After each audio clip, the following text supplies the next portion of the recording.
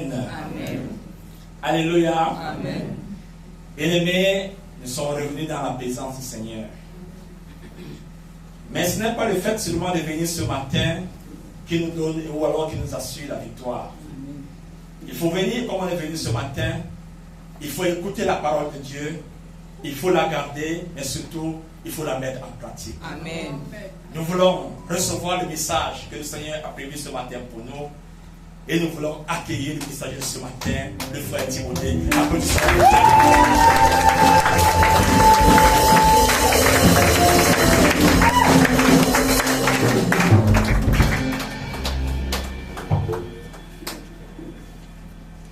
Nous prions.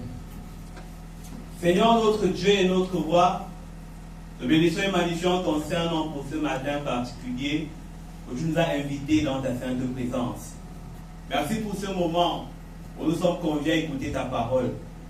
Nous te supplions, Seigneur, de créer en nous un cœur pur, de nous donner un cœur prédisposé comme Lydie, afin que ton message trouve un chemin, une place dans nous et nous transforme.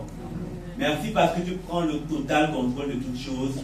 Au nom de Jésus, nous avons prié. Amen. Amen. Bien-aimés, asseyons-nous.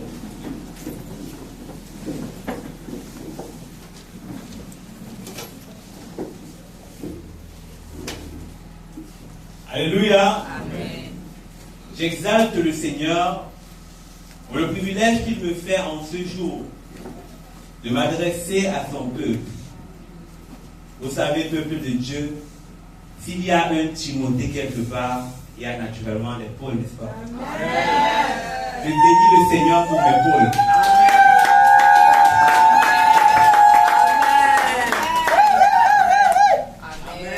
Je bénis le Seigneur pour mes instructeurs, Amen. pour mes encadreurs, Amen. pour mes formateurs qui me tiennent la main au quotidien. Amen. Serviteurs de Dieu, que le Seigneur vous bénisse abondamment. Et vous tous, peuple de Dieu, que le Seigneur vous inonde de ses grâces. Amen. Le message que nous partageons aujourd'hui est intitulé « Les souhaits de l'ancien à un bien-aimé ». Les souhaits de l'ancien à un bien-aimé. Le Seigneur nous a prédit dans les derniers temps que à cause de la dureté de la vie, les hommes se trahiraient les uns les autres.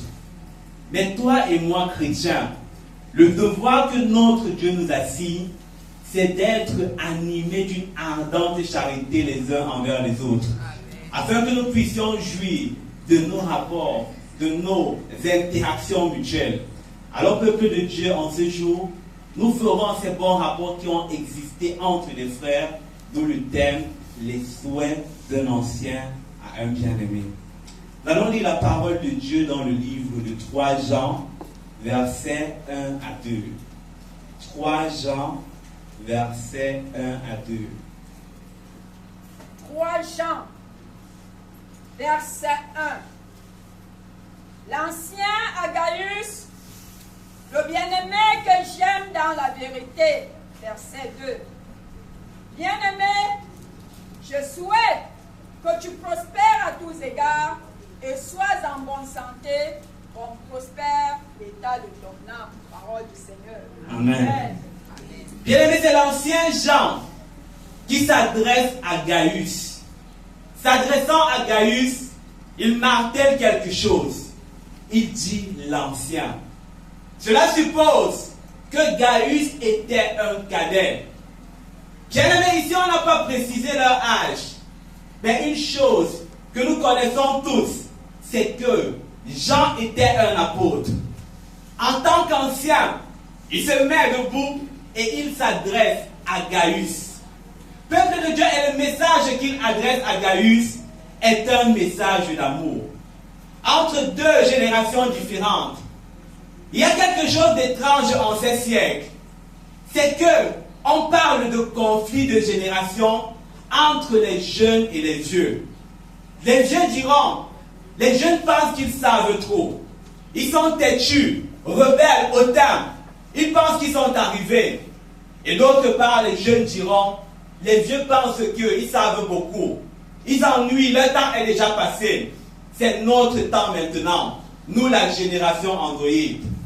Je vais en ce jour m'adresser à un vieux et lui dire, ancien, l'enfant, le jeune, c'est ta postérité. Le jeune, c'est l'avenir de demain. Le jeune, c'est celui qui te représentera demain, sur lequel tu pourras t'appuyer et même qui pourra défendre ta cause. Et je veux aussi m'adresser à un jeune en ce matin, à nous qui pensons que nous savons beaucoup, à nous qui pensons que nous sommes arrivés. Vous savez, la Bible dit que la folie est attachée au cœur de l'enfant. Que Dieu nous en délivre au nom puissant de Jésus. Bien-aimé, je voudrais dire aux jeunes, le vieux, l'ancien est le pont entre le passé et le présent. Amen. Je voudrais dire aux jeunes en ce jour, tu te dis j'ai 19 ans, j'ai 20 ans, j'ai la voix grave, j'ai la barbe. Je voudrais te dire, mon frère, ma soeur, que avant toi, ton père a eu la barbe. Avant toi, ton père a eu la barbe. Avant toi, ton père a eu la voix grave. Et même lorsqu'il parle, tu ne peux pas parler. Je voudrais m'adresser à un jeune converti qui dit je lis la Bible, qui dit je prie. Je voudrais te dire j'apprécie ton zèle. Mais sache que dans la maison de Dieu, il y a des anciens qui ont lu cette Bible avant toi, qui ont prié avant toi et qui peuvent te dire attention, là il y a un danger. Attention, tu dois sauter ici. Je veux aussi parler à un jeune dans son lieu de service, à une nouvelle recrue, à quelqu'un qui a été récemment promu. Je voudrais lui dire, je sais que tu as du potentiel. Je sais que tu as des diplômes. Je sais que tu as des compétences. Mais dans l'entreprise où tu es, le poste que tu occupes, il y a des personnes qui l'ont occupé avant toi. Il y a des personnes qui, par la force des choses, peuvent te dire, attention, voici le raccourci. Attention, là, il y a un piège. Mon frère, ma soeur, je voudrais dire aux jeunes, c'est vrai que tu as des atouts. C'est vrai que tu as la force. C'est vrai que tu as de l'énergie. Mais attention, tu n'as pas seulement besoin de la force et des muscles pour réussir. Tu n'as pas seulement besoin de la force et de l'intelligence pour réussir. Tu as aussi besoin de la force de l'expérience. Amen. Il y a un jeune à côté de toi, tu as besoin de la force de l'expérience. Tu as besoin de la force de l'expérience. Je veux dire à un jeune, tu n'es pas une génération spontanée. Le niveau que tu as présentement, c'est parce que quelqu'un t'a tenu la main. C'est parce qu'il y a une transmission entre l'ancien et le jeune. Regardons la langue que nous parlons aujourd'hui.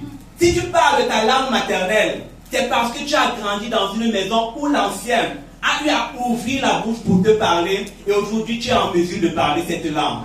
Je vais te dire, tu as des diplômes, c'est vrai, mais il y a eu un ancien dans un domaine qui un jour s'est tenu au devant de ta face pour t'expliquer les choses que tu as un jour assimilées et qui t'ont permis d'avoir des diplômes. J'apprécie ton zèle, mais je voudrais te dire, mon frère, ma soeur, qu'il y a quelqu'un qui a risqué de sa vie en entrant dans les eaux du baptême pour te baptiser au nom du Père, du Fils et du Saint-Esprit. Peuple de Dieu, arrêtons de nous combattre les uns les autres. Jeunes et vieux, nous avons besoin les uns des autres. Amen. Arrêtons ces guerres, arrêtons ces guerres. Ensemble, nous serons plus forts. Ensemble, nous irons plus loin. Ensemble, nous irons plus vite. Amen. La Bible nous dit que lorsque Jean s'adresse à Gaius, on sent l'amour. Il appelle bien-aimé. Le bien-aimé que j'aime dans la vérité. Et il appuie encore en disant bien-aimé. Bien-aimé, quel amour. Il y a des personnes que l'on aime naturellement. Il y a des personnes que toi aussi tu as aimé naturellement. Peut-être parce qu'ils font partie de ton sang. Peut-être parce que ce sont tes enfants, ton mari, ta femme, un ami, bien-aimé. Mais à un moment ou à un autre, il s'est avéré que ces personnes, par leur comportement, par leur action, nous ont déçus. Mais je voudrais aussi dire qu'il y a par ailleurs des personnes que nous n'aimions pas naturellement. Des personnes qui avant ne nous disaient pas grand-chose, mais qui par leur façon de se positionner, par leur sacrifice, par leur amour, par leur façon de nous considérer, ont fini par acquérir une place dans notre cœur. En cela, je voudrais dire une chose, mon frère, ma soeur. Il y a aimé et il y a des bien-aimés. Je vais encore le dire. Il y a des aimés et il y a des bien-aimés. Alors, quelle est ta position en ce jour? Bien-aimé, on peut t'aimer parce qu'on peut t'aimer naturellement. Mais on devient un bien-aimé à cause des positions que l'on choisit de prendre. On devient un bien-aimé à cause des sacrifices que l'on consent à faire pour les uns et pour les autres. On devient un bien-aimé parce qu'on a choisi de mener une vie utile. Peuple de Dieu, il y a des personnes qui valent beaucoup pour nous. Il y a des personnes qui ont une grande valeur. Parce qu'un jour, lorsque nous avions faim, ces personnes nous ont nourris. Parce qu'un jour, lorsque nous étions malades, ces personnes ont été à notre chevet. Parce qu'un jour, lorsque nous avions besoin d'une oreille pour nous écouter, lorsque nous avions besoin d'une main pour nous tenir, secours, nous tenir main forte, peuple de Dieu, ces personnes se sont présentées. Et elles ont été pour nous des soutiens. Ainsi, elles ont occupé et même occupent présentement une grande place dans notre cœur. Peuple de Dieu, la question que je voudrais te poser, quelle est la place que tu occupes et même que tu t'es fait dans le cœur de ton prochain? Mon frère, ma soeur, on devrait se faire une place dans le cœur de notre prochain en choisissant de vivre pour les autres, en choisissant de mener une vie d'utilité commune. Ta valeur ne dépend pas de ton titre, elle ne dépend pas de tes poches, elle ne dépend pas de tes grades, elle ne dépend pas de ton niveau intellectuel, elle dépend des sacrifices que tu consens à mener pour les autres.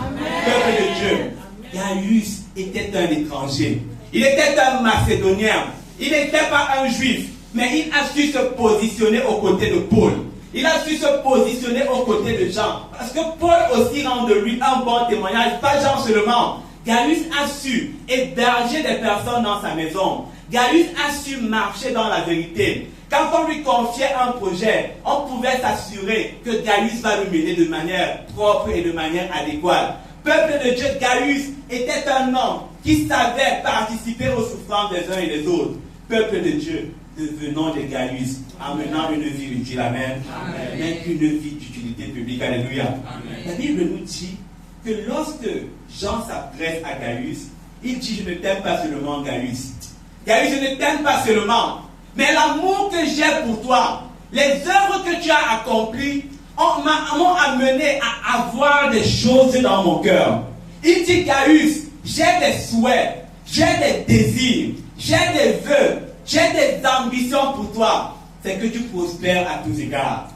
Peuple de Dieu, peut-être que lorsque Gaius faisait du bien, peut-être lorsque Gaius portait du secours, peut-être lorsque Gaius répondait présent aux appels, il disait: je ne suis en train de rien faire.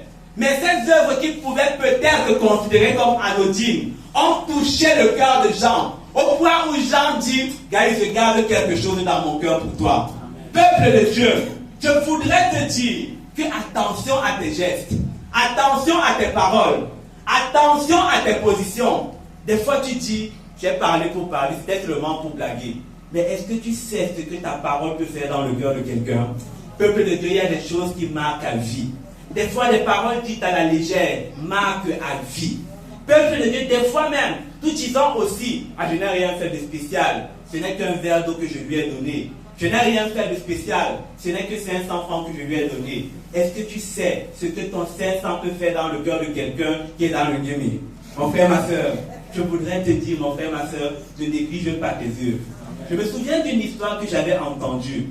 C'était un jeune homme qui jouait avec son ami. Alors, ils étaient en train de jouer, ils se sont bien amusés. À un moment, ils étaient fatigués, ils étaient tous fatigués, et ils arrêtaient de jouer. Mais sauf que les enfants avaient soif. Puisque l'ami de celui avec qui il jouait était de l'autre côté et sa maison était tout près du lieu où il jouait, l'enfant a dit: j'ai envie de boire de l'eau. Est-ce que tu peux m'amener chez toi pour que je boive de l'eau? Alors l'enfant a amené son compagnon chez eux. Et tellement la mère était une femme de grand cœur qu'au lieu de l'eau que l'enfant avait demandé, il lui a donné une bonne tasse de lait. Cet enfant était tellement content. Cet enfant était content que cette action l'a marqué dans son cœur. Le temps a passé. Cet enfant a grandi. Il est devenu médecin. Et de l'autre côté, la maman qui avait fait du bien a vieilli. Elle ne se souvenait même plus qu'elle avait fait un tel bien. Sauf que un bienfait n'est jamais perdu. Amen. Un jour, elle tombe malade. Elle s'en va à l'hôpital. On pose le diagnostic.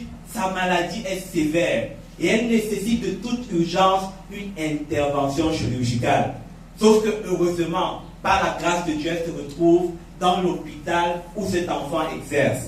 Alors cet enfant il va voir la mère, il va la reconnaître. Sauf que la mère n'avait pas de moyens pour se soigner. La mère commence à dire, comment est-ce que je vais faire pour pouvoir prendre en charge mes soins? Bien aimé, on a dit, tu vas gérer ça après. Lorsqu'on a fini de l'opérer, et on a apporté la facture était tellement élevée. La mère commençait à s'excuser. Ne vous inquiétez pas, je trouverai tous les moyens pour payer. Alors le médecin s'approche de lui, il baisse son masque. Il lui dit que souviens-toi, en telle année, je jouais avec ton fils tel. Je suis venu chez toi pour te demander de l'eau et au lieu de l'eau, tu m'as donné du lait. Amen. Maman, rassure-toi, ta tasse de lait a payé ta facture.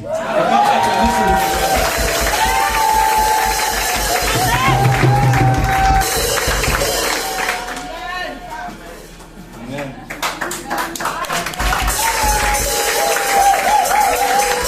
Peuple de Dieu, tu ne sais pas ce qu'un verre d'eau peut faire à quelqu'un.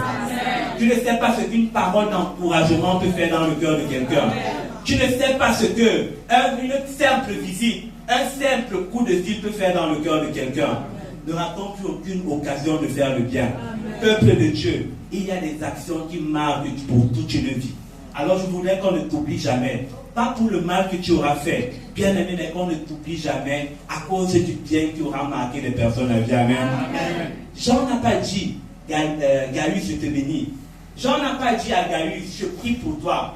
Jean n'a pas non plus rendu à Gaius une enveloppe ou alors un bien matériel en reconnaissant de son amour pour lui. La Bible dit, Jean a dit, je souhaite. Ça veut dire, en d'autres termes, ce que j'ai dans mon cœur, en permanence, c'est que le Seigneur te fasse du bien. J'ai envie de parler à quelqu'un et lui dire que la prière, les paroles de bénédiction ou alors même des réponses physiques, des réponses matérielles face à un bienfait ne sont pas les seules preuves de manifestation de la gratitude.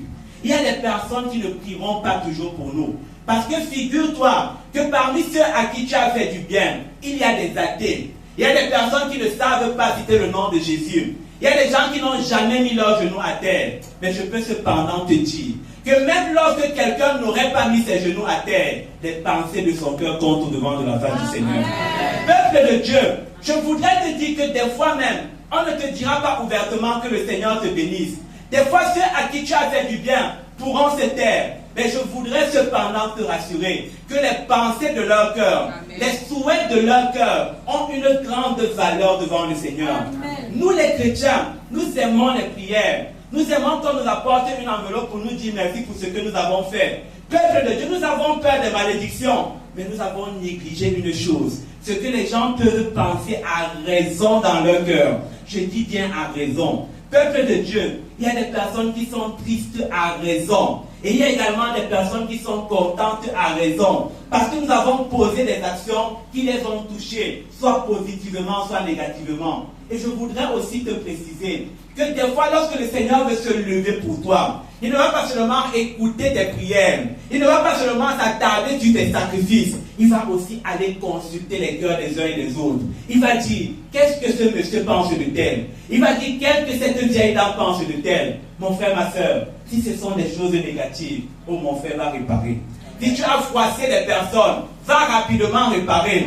Peuple de Dieu, mais si aussi tu as fait du bien, je voudrais te dire, tu peux déjà commencer à jubiler. Parce que le Seigneur te fera du bien. Amen. Amen. Le Seigneur te fera du bien. Alléluia. Amen. La Bible nous dit que Gaius, le vœu qu'il a pour l'apôtre Paul, c'est quoi? Que le Seigneur t'accorde la grâce de prospérer à tous égards et que tu sois en bonne santé comme prospère l'état de ton âme. Peuple de Dieu, je voudrais dire que c'est ça la pensée de Dieu pour tous ceux-là qui sont ses bien-aimés. J'ai dit qu'on peut être des aimés et on peut aussi être des bien-aimés. On devient aimé en fonction des positionnements que l'on choisit d'accepter. Peuple de Dieu, la pensée de Dieu, c'est que tu puisses prospérer à tous égards si tu es son bien-aimé. C'est vrai que l'ascension sociale n'est pas toujours la preuve de ce que nous marchons avec le Seigneur. Mais je voudrais aussi dire à un chrétien qui pense que tout ce qui est bon, c'est pour le monde. Pour tout ce qui est bon, c'est Satan. Mon frère, ma soeur, tu te trompes. Parce que notre Dieu est un Dieu d'excellence. Notre Dieu n'est pas un Dieu de médiocrité. C'est la raison pour laquelle les serviteurs de Dieu se sont bâtis dans cette maison pour nous inculquer la notion d'équilibre. Ils voudraient former des hommes spirituels, des hommes spirituellement faits, Mais il voudrait aussi avoir dans l'église des personnes qui peuvent s'exprimer dans la société. Des personnes qui peuvent s'exprimer face à un problème social, face à un problème économique, face à un problème financier. C'est ce que Jean a dit à Gaius. Je veux que tu prospères à tous égards. Lorsqu'on t'appellera pour que tu t'exprimes à un sujet social, que tu puisses donner ton avis. Que lorsqu'on te sollicitera pour un problème dans l'économie, que tu puisses te présenter. Mon frère, ma soeur, cessons d'attribuer tout ce qui est bon à Satan. Peuple de Dieu, notre Dieu est l'auteur des bonnes choses. La Bible dit que toute grâce excellente et tout don parfait viennent d'en haut. Amen. Cela vient de notre Seigneur. Alors arrêtons d'insulter notre Seigneur en pensant qu'il nous a appelés à une petite vie. Dieu nous a appelés pour de grandes choses. Alléluia. Je vais dire l'apôtre Jean, il dit, je souhaite que tu sois en bonne santé. Peuple de Dieu, Dieu veut que tu sois en bonne santé. Il y a des personnes qui, parce qu'elles ont duré avec une maladie, elles en viennent à dire ma maladie. Mon frère, ma soeur, je vais te dire, ce n'est pas ta maladie. Ce n'est pas ta maladie, même si tu as fait 10 ans avec cette maladie. La Bible nous dit que Dieu est pour nous le Dieu des délivrances. Jéhovah Rapha, c'est le nom de notre Seigneur. Peuple de Dieu, même si tu as fait 5 ans, 2 ans, crois en ce Dieu qui guérit et il te fera grâce. Alléluia. Je vais aussi parler des autres maladies qui sont psychiques. Peuple de Dieu, le stress, c'est une maladie. La dépression, c'est une maladie. La rancune, c'est une maladie. L'amertume, c'est une maladie. Dieu ne veut pas seulement guérir ton corps souffrant. Il veut aussi guérir ton âme. Peuple de Dieu, Dieu veut guérir ton esprit. Et en ce jour, je veux te dire, reçois la guérison au nom puissant de Jésus. Mais par-dessus tout, l'Ancien a établi une mesure. Il a dit, je veux que tu prospères à tous égards, comme prospère l'état de ton âme. Parce que notre âme, c'est le socle. C'est comme dans le corps humain, il y a le squelette qui représente la structure du corps. Tu ne peux pas donner une charge de 50 kg à un enfant de 10 kg si tu veux que cet enfant vive. Pareillement, le Seigneur ne va pas courir le risque en te chargeant plus que tu ne peux supporter. La raison pour laquelle il te dit, bien-aimé, que l'état de ton âme prospère d'abord avant que la prospérité également puisse suivre. Beaucoup de personnes, la bénédiction de Dieu qui devait les enrichir, c'est voulu pour eux un tombeau. Pas parce que cette bénédiction était mauvaise. La Bible dit que Dieu ne l'a fait suivre d'aucun chagrin, mais parce que cette bénédiction les a trouvés dans l'immaturité.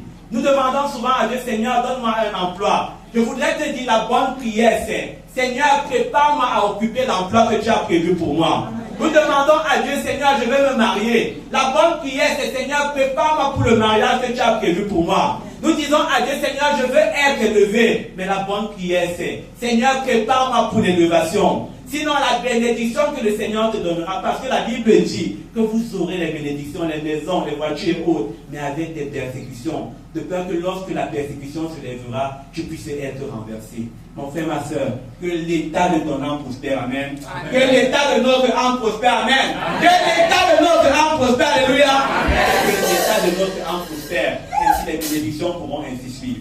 La Bible nous dit, voilà ainsi les prérogatives du bien-aimé. Mon frère, ma soeur, devenons des bien-aimés du Seigneur d'abord, mais également les bien-aimés de notre entourage. Ainsi, ce ne sera plus seulement des vœux, ce ne sera plus seulement des souhaits, ce ne sera plus seulement des désirs, mais ce passage sera notre réalité. Si nous avons saisi le message de ce jour, que le Seigneur nous bénisse.